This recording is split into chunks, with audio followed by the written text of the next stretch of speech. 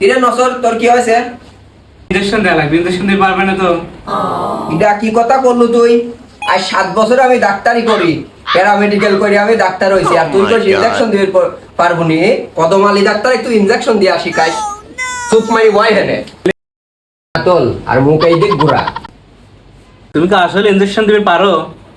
চুপ মার, দাঁড়াস, ইনজেকশনটাকে ঠিক কইলাই, বাতাস মাতাস আসে নাকি দেখিলাই।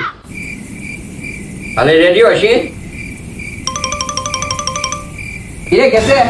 শালা কামটা করলো কি রে? হাতে ডলে শালা পেটে মেরে দিতে, শালা কানার বাচ্চা। এই ইনজেকশন যা শিখছো তুমি না, এই ইনজেকশন দিলা তুমি। আমি তো ঠিক মতোই দিলাম, তোর জেনাই না দিলে আমি কি করবো? কানা আগে চোখের ডাক্তার দেখায়, চোখ ঠিক করে তারপর ইনজেকশন দিবে নাকি? যা ভাগ।